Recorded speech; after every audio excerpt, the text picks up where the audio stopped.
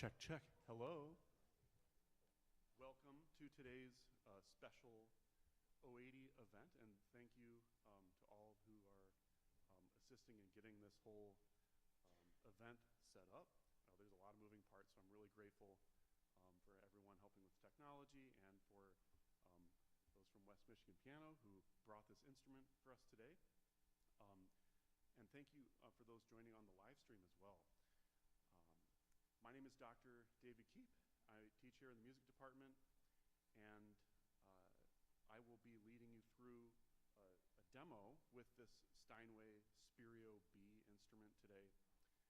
And I will be assisted by Jeff Hall here for the finer details, which I don't know as well as he does. So I don't want to talk a whole lot. I'd like to get started with music to begin. So I pass it off to Jeff here. Hello, everyone.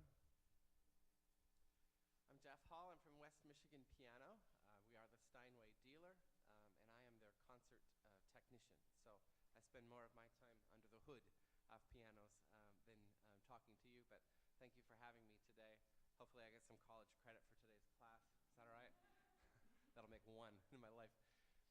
So the Steinway Spirio, if you haven't heard of this, this is quite a powerful instrument. So it is first and foremost a Steinway piano. It's a Steinway Model B. This means it is basically 7 feet, 6'11" and 3/4. We would call this a semi-concert grand. This can be used in a performance, in a smaller hall. A space like this is beautiful. In a big full hall like you have here, you would have a Steinway D, which is the 9-foot concert grand. So this is 2 feet shorter than that. It changes how much bass response there is for the pianist. If you dig in on a D, the big one, there's just more there. But tonally, for a smaller space or for even a large practice room, this is considered the world's most ideal piano in terms of balance. Most pianists would prefer to play a B just for themselves, and then the D is performance for 5,000 people. The Spirio is what makes this piano special. The Spirio is the term for their player piano. Now, at first glance, a player piano has been around for a long time, right? Since the early 1920s, with the old paper roll that would play, and the holes in the paper represented air going through, old tubes. And in the 1920s, the player pianos were all very, it wasn't like, I wouldn't call it serious classical music at that point, and it was based on what the machine could do. And so let's listen for a moment, and then we'll talk.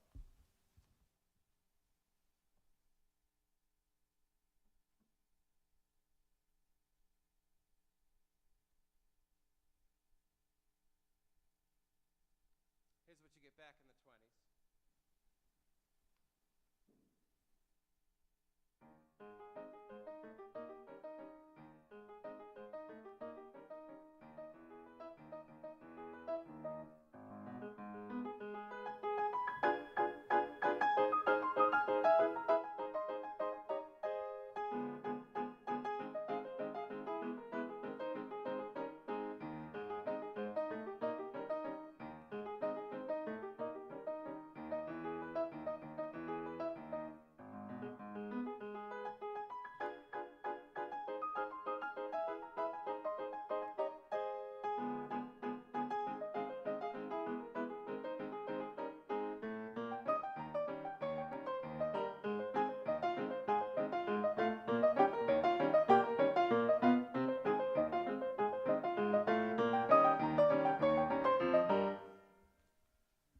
As fun as that is, let's move to more modern day.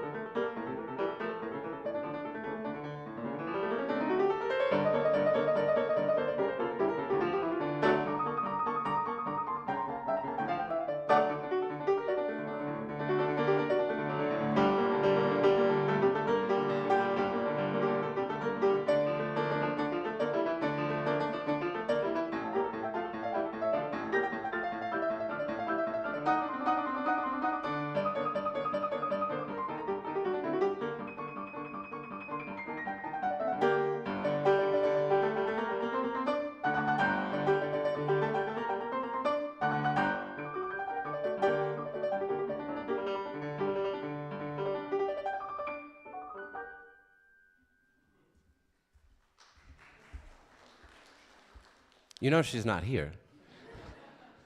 Yuzha Wang, she's just absolutely incredible. How many are planning to play that piece for their senior recital, right? So one thing I want you to realize is that in order for this piano to be able to play at the level of Yuzha Wang or Lang Lang, or you fill in the blank for your favorite pianist, the robot, let's call it the robot, this is the Spirio, must be able to keep up with that. How many are familiar, just show of hands, with MIDI? Right? So we all use MIDI in our lives. It's how we do recordings and things. MIDI has levels of expression from the softest play up to the loudest play. And MIDI is broken up into the maximum of 128 levels of expression, which sounds like a lot. But it's actually quite limiting in terms of subtle nuance when you're talking about difficult classical music. This Spirio is similar to MIDI, but they use its own language, and it's capable of over 1,000 levels of expression. Because of this, we do consider this a high-definition player piano, really the first of its kind. There's never been anything like this. So from the professional standpoint, we can now play back levels of expression that sound very, very realistic. It sounds like a person. The other thing that I start just with the hardware is that even the pedaling, player pianos have been around for years, and the pedal always works like this. On, off, on, off. How many here play the piano? I really hope you're not pedaling like that in real life. So the pedaling in this is controlled just as smoothly and perfectly as what the human who recorded the piece. So the playback is just indistinguishable from human performance. This is what makes it so special. So as music appreciators and music listeners, we can now listen to many, many, many wonderful pianists who have recorded the library of music that's available in a Spirio piano. So this makes this piano very desirable to the ultra-wealthy to put one in their living room as a fun toy. But I think more appropriately, this makes it the perfect choice for an institution, for students who are studying and want to immerse themselves in the library of classical music, not just listening to MP3s, but actually experiencing a live performance at will. Steinway puts out new music that is added to your collection every month, forever and ever. It's all included with this piano, so it's really quite remarkable. Now, if playback was the only feature, it would be very cool, but I'm not sure how useful it would be as a tool. This piano also allows you to record yourself and use that ability. It allows you to edit, so it's really fantastic. We're going to demonstrate that, so I won't talk about all of that right now. This piano, I'm going to give them the behind the scenes. I just can't help it. We had a little software issue in the last couple of days. When I say we, I mean Steinway. This piano is able to take a live performance and broadcast it through the internet to another piano of its kind. This is another thing that has never really been done to this level. And so this Steinway Spirio, this is the piano from our sales floor. It's usually at our store. And typically on a Thursday, we will turn it on and we will receive a live broadcast from some wonderful pianist somewhere in the world. And they have a schedule of performance events. So these are basically free concerts. And the concert is perfect. It is as if they were sitting there. And you would see the person on the screen, and they would talk, and then they would play the piece. And it's just magnificent.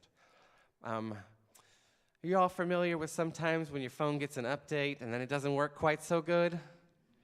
Yesterday, Steinway did an update and the whole world shut down. So yeah, we were planning to do a live Spirio broadcast back and forth with another piano at a Steinway dealer in Chicago. The only reason I bring it up is I don't mind saying out loud that there was a software error, we couldn't do it, but it does do this amazing thing, and we were intending to show. So it would be the same as watching Yuzha Wang, who played that piece, but she would actually be playing live. There's a 12 to 15 second delay, but it's still the live performance being broadcast. It's just magical. I have gotten to see Lang Lang play live multiple times where I've never seen him in person, but I have sat eating my lunch, is that sacrilege to say, at the piano store, and I'm like, he's so good. He's so terrific. I just can't believe this. So Yeah, really, really amazing. So the ability to immerse yourself in piano performance, the ability to record, the ability to receive and broadcast live performance. What this will do for your school is, as they get the bugs worked out, which they will. Oh, by the way, Lang Lang has a live broadcast performance tonight. They have to fix it. They have to fix it. I think he's playing somewhere in Germany, and then that's being broadcast all over the world. So, yeah, they want to make that one work. Recording, playback. Oh, this is probably the world's most expensive MIDI controller. I know that it uses a language above MIDI, but it does have your standard MIDI outputs and can be used just like your little desktop MIDI controller, but this one feels much, much nicer, I promise. Playback, record, broadcast. Oh yeah, we're going to talk about using it in a teaching sense. It's just so cool. I think I'm up to you. Okay. Yeah, let's move forward. All right. Cool. Thanks, Jeff. So I'm going to address in the next part of the presentation why this would be something useful for our students at Hope and some of the things that we could use it for.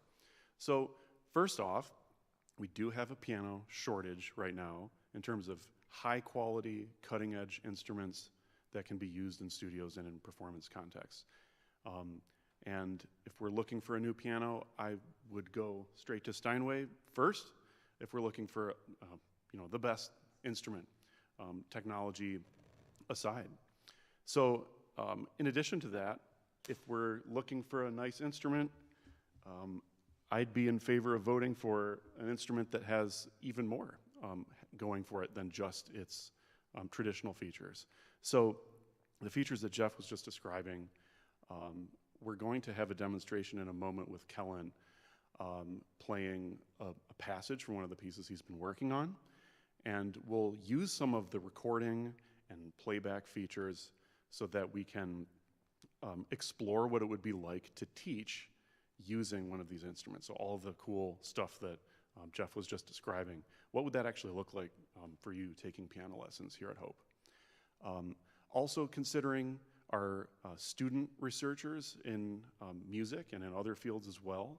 Anna Triesenberg just did is Anna here today? No. But you've probably heard about Anna's project on the Russian piano school. This is the kind of work that would be greatly aided by some of the possibilities in this instrument. And in terms of research being done across campus and other disciplines, we also have researchers in computer science that have interests that could be explored using an instrument like this. And in my own research as a music theorist and a researcher on performance, there's a lot that I could do with something like this. So we'll talk a little bit more about that in more detail as we go.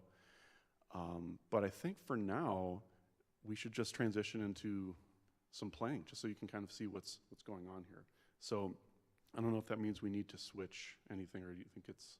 Yeah, would you like to show some songs or play and record? I think we'll do the play and record. Yeah, and then we'll switch back to do the stuff at the end. Sure. Okay. So we'll make a brief transition, and Kellen can come up and get situated, and we'll try some things. Okay. Yeah.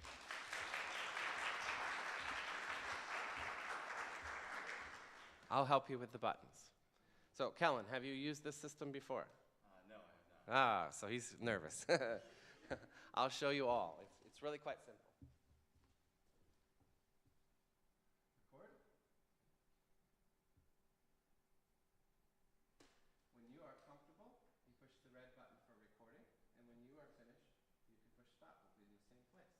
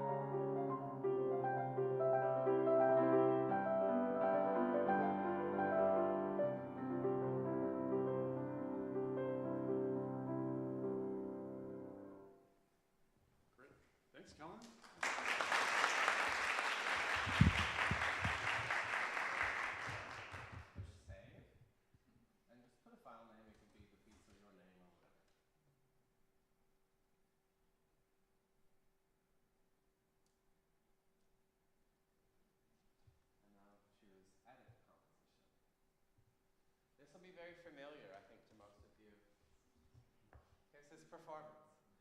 This is all editable. Let's just push play for now, just to prove.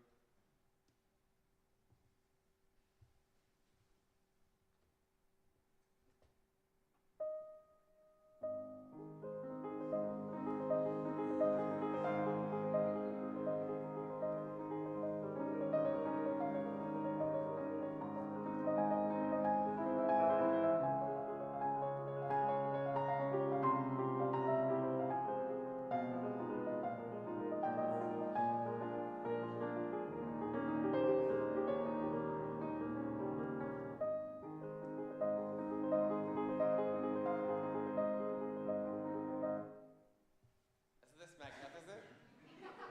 You want to play with it, don't you? All right, so all you young ones, you know how to do all of this, right? So we can zoom in on any section, on any note. We could choose a note, and now we have the ability to edit the note. And all the parameters are just everything you would expect. You could change where it is in time. You could change the duration. You could change the volume. All the normal stuff. So here's how I picture the new technology. And I immediately know that some of you older ones are like, this is like ChatGPT. This is like cheating. It's a tool. We use tools in our life. Settle down. You would now have the ability to record a performance that you've been working on so hard. You all know as well as I do that when you're working towards a recital, you work the piece up until you are finally ready, months sometimes of effort. You can record into here when you are ready. You having a good night? You got fast fingers? You've had a monster and you're ready to go? You go ahead and record your performance. There's no one around. You don't like it? Ditch it. You like it? Save it. Name it. You really like it? Polish it. This is a new tool. What I'm picturing is that if you want to put together a collection of music, you don't have to have 8 pieces ready at the same time, feeling strong, and bringing in audio engineers with microphones, and they're all sitting there looking at you saying, all right, be perfect for the next 4 hours. This is a new way of recording an entire album of music. Once it's all collected, it can be played back for an audio engineer who captures with microphones, and now it can be added, and you say, well, okay, there's a little bit of makeup on my performance, right? No more blemishes, if you desire. Otherwise, you can keep your mistakes in there. I wouldn't, but you could. So yeah, editing is as simple as you think. You can edit, I believe.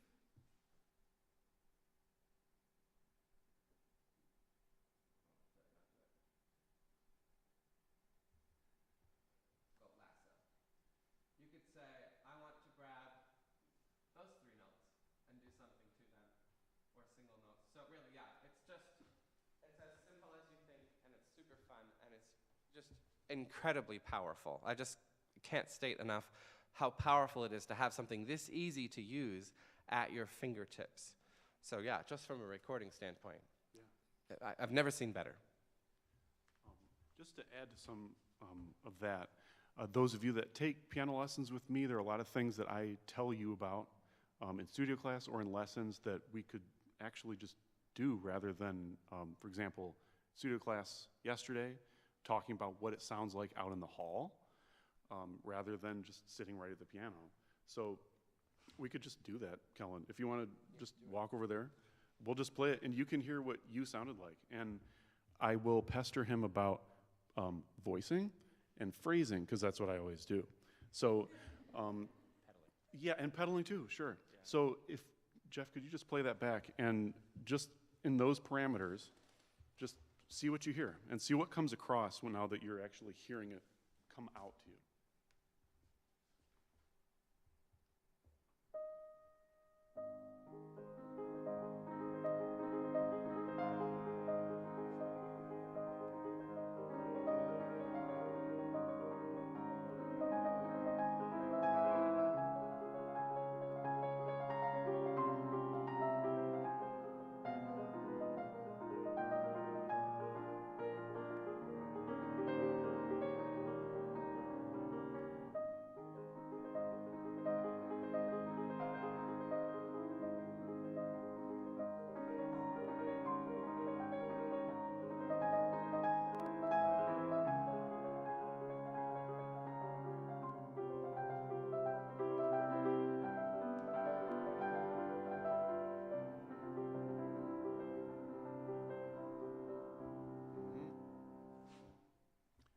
So what do you think from out there? Were there things that if say we're in a lesson context and we're going to take some things apart, which we could with the visualizing right here, what came across to you that maybe didn't feel that way when you were sitting at the piano? I feel like the outer voices need more, the bass and the very top melody.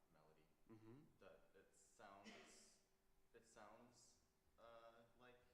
especially like the top melodies coming out more from up close, but far away it kind of gets masked by the everything in the middle. Mm-hmm. Yeah. So maybe we could zoom in or zoom out one more time to see the full picture here. Just for everyone who's looking on in the screen, the colors, what Kellen is talking about here with the voicing, with hearing. I talk about kind of like an X and a Y axis in piano playing where you're listening for on the X axis, the long phrase, or you're listening on the Y axis of voicing everything. Kellen's talking about our Y axis and hearing the bass note, which you can see, it's just got those dots every time he's playing it. And we've got the notes above where you see the melody. And the color is correlating to how, your volume, your... Yeah, the whiter the note, the softer the volume, and it moves into this more yellow and all the way into a red color.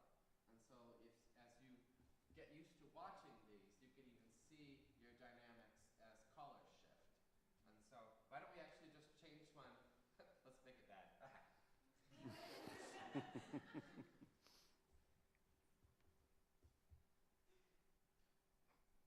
Sorry.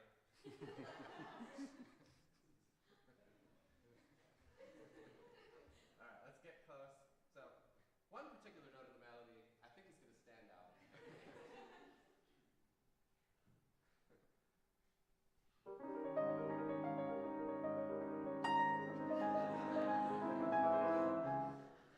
You really brought that one to the front. Right. Sorry about that. Yeah. So it could just be another way of like, if you're watching the visualization, striving for like a certain color on every note, like literally seeing the color that you want that would make it come out across the hall as you're listening. One thing I'd like to show also, especially in piano playing, people are concerned a lot of the time with playing as together as you possibly can, both hands, or playing purposefully with asynchrony if you spread chords or if you kind of separate them. And the half speed feature on this shows that in a really interesting way. So it'll just play it back half the speed.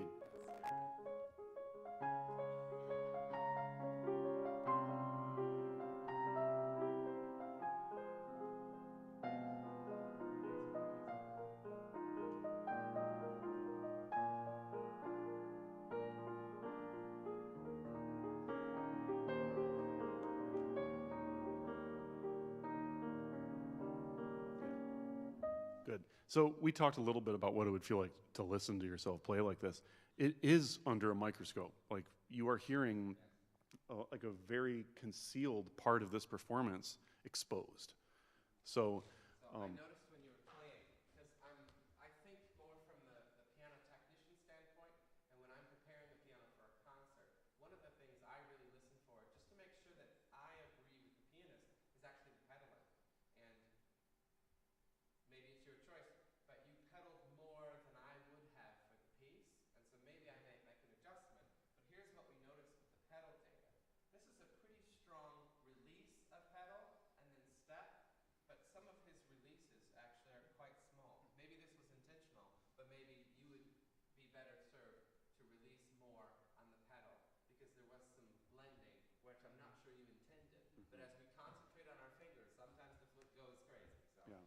And something, See that pedal yeah, so clearly. something to add to that is that those of you that have tried to teach piano before and you tell someone that their pedaling isn't working out, it's really hard to show and how to explain how to change pedaling. And I think this makes it really quantifiable and easy to see. Any soft pedal? No. No. But if we did, the soft pedal data is also recorded and played back. The sostenuto, they ignored it, which is fine with me. So yeah. Yeah, that's just a brief demonstration for some things here. But thanks, Kellen, for volunteering to play.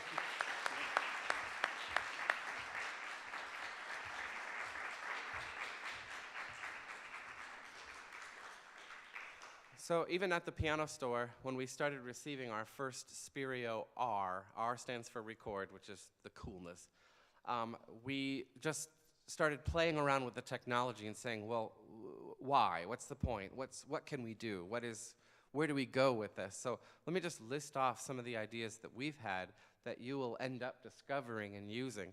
So obviously you're working on a piece, you want to hear it in the room, you're going to walk back in the room, just for tonight only, right? This might be different how you play it in one room or another and say, I need more left hand or less. The ability to make your album is obviously very, very simple now. The other thing that I was thinking of, what was it? Well, I might jump and then come back because I meant to mention something earlier. With the live Spirio broadcast, it's not just concerts. What is starting to happen as institutions all over the world, frankly, are all getting these pianos, all just in the last few years. This has taken the world by storm.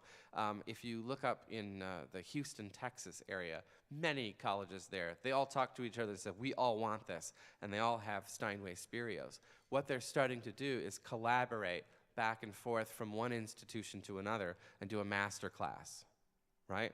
So you've got your teacher and the piano, and that's being broadcast to other schools. So picture being able to take a course or a class from Oberlin or Juilliard or the like. And so the possibilities from one institution to another, and they can do this at will, if the software works, but then they can do this as they want. They can say, yeah, tomorrow afternoon we're going to do a broadcast with Curtis, and we want to work directly with them. And you can broadcast to them, or they can broadcast to you.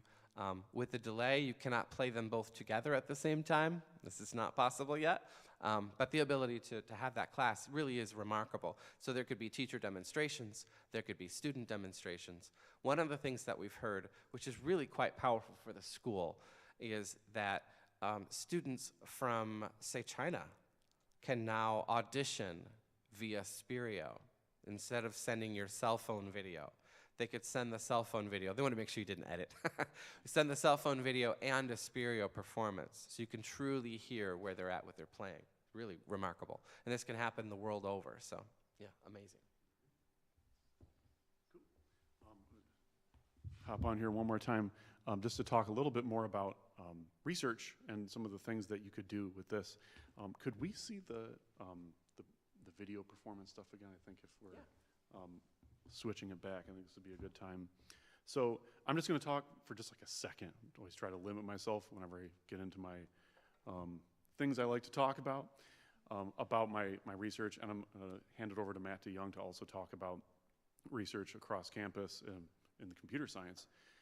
But for the research that I'm engaged in right now with Towsley Fellowship is researching how waltzes, a dance, how they're performed at the piano, especially from recordings that exist from before World War II, basically, when performers did a lot more to authentically play waltzes than what you see notated in the score. So we have a performance here that we can, I can just show you.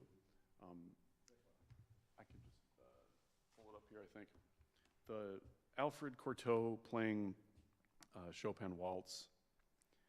Just to give you an idea, if you saw the score, you would probably not see everything that he's doing here, and you can see what I mean in a second. It just sounds very different from what you might hear in a modern performance today. But if I just play, it'll just, okay.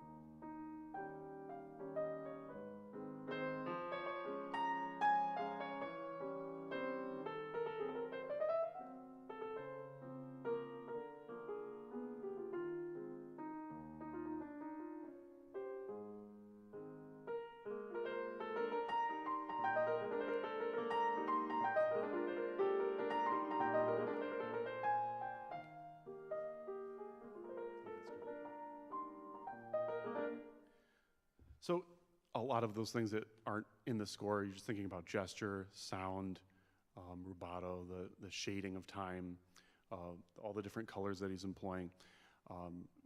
It gives you another way of studying that than just putting it into a computer and just seeing what it visualizes.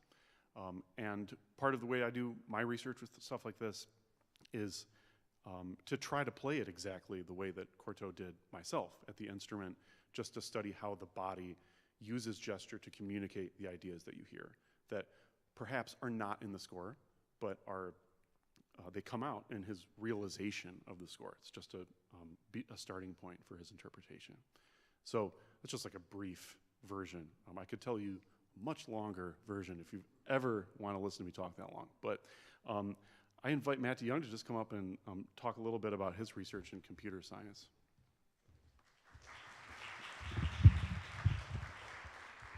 So thanks. It's a pleasure to be here. Thank you, Jeff, for bringing in the Spirio. So my name is Matt DeYoung. I'm a professor in the computer science department. I also am an amateur pianist, so I spend as much time in this building and on the piano as I can. And I have had a dream for many years of playing a piano concerto. Specifically, I love Mozart piano concertos. But there are a few obstacles. One is you have to be able to play them, which is challenging enough. But the second is finding an orchestra that's willing to accompany you. I haven't solved that one yet. Well, there are some options out there for amateur pianists that I call karaoke for piano concertos. These are things like Music -1 label recordings, where they've recorded orchestras playing the piano concerto orchestration, and they put it on an album, and you can play along with it. It usually incorporates a drum click track. So there's this annoying click, click, click, click, click going on as you play, because it's informing you, if you don't keep up with me, the orchestra is going to gallop on ahead and you'll be lost. There are better apps now. Tom Play, for example, instead of a click track, it has a moving line across the score, and they've managed to grab somehow orchestration from Berliner Philharmonic on the Deutsche Grammophon label. So you can play along with some really cool orchestration, but it's still karaoke, because that pink line's going to move whether you're playing or not, and if you don't keep up, you lose. Well, we all know that the pianist is in charge, right? Not the orchestra. So what I want is reverse karaoke for piano concertos. And my mom turned me on to this a couple years ago, so thank you, Mom. I think she's on the live stream. There are people developing software, and I'm collaborating with Professor Chris Raphael at Indiana University, who's in informatics and also works with this Jacobs School of Music. So you take a microphone like this, and you actually stick it in the piano, and then you hook it up to the computer. And the computer uses that microphone to listen to the piano, and then the computer has the orchestration recording, and it will modulate the tempo of the recording to match what the pianist is doing. It uses a process called phase vocoding that your cell phones use when you speed up or slow down voicemails. So through that microphone, the goal is to detect which notes the pianist is playing. And it's really remarkable. It's beautiful. And I do this on my Steinway at home. And I did a performance here in September. The difference that a piano like this can make is, if I had a camera, I'd take you around the other side. There's a place where you could just plug the computer in. You don't need a microphone, because as you saw on Jeff's screen, the piano can tell you exactly what note is being played when. That's what I need. I need that roll, piano roll, so to speak, that Jeff was showing up on the screen. I need to know when each note is played, because that is the data that I process in order to determine what tempo the recording should be played back at. So in a perfect world, if we had a Spirio, I'd come in here, plug a cable in over there, plug it in here, sit Allison down at the piano, and she would start the piano concerto that she played a week or two ago, and you would hear the Berliner Philharmonic playing over these speakers, and it would feel just like a live performance. But you need a piano that has those MIDI output capabilities to do that. So that's my plug for Spirio and for bringing it into a setting like this. Thank you.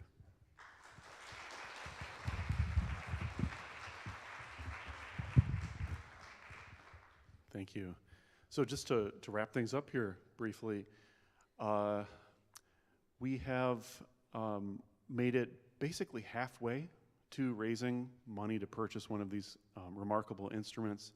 And I hope we've done a good job demonstrating some of the things that it can do for our music students and for our faculty as we're working on all these projects together.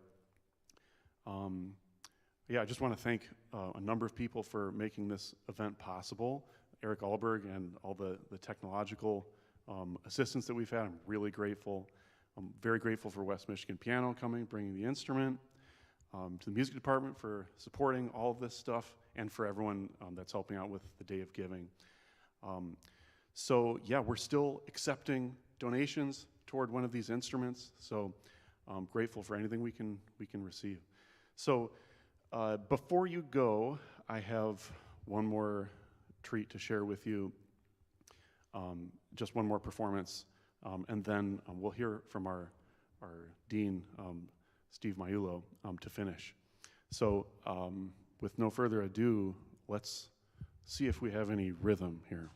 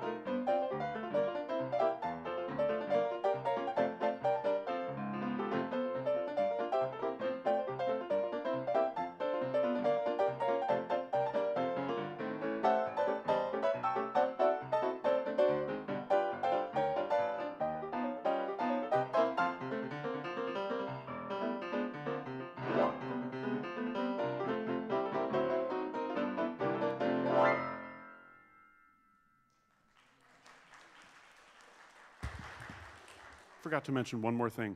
If you have questions afterward, and if you want to try out the instrument, you have questions, you want to just come talk with Jeff, we've got a lot of time afterward. And also, if you'd like kind of one-on-one time with the instrument, supervised, of course, tomorrow morning, we'll be around and we can oversee that, so you could come check it out. But I pass it on to Steve. Thank you.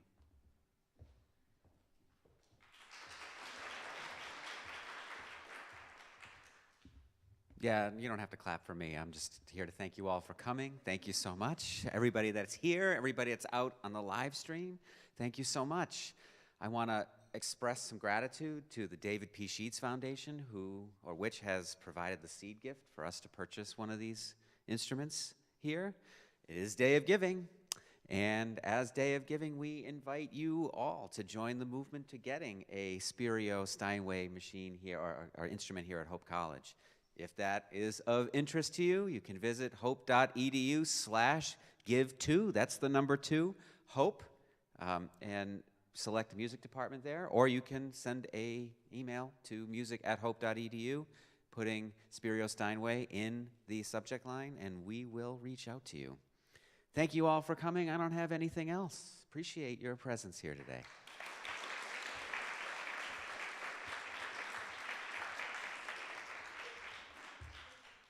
Thank you. Class dismissed.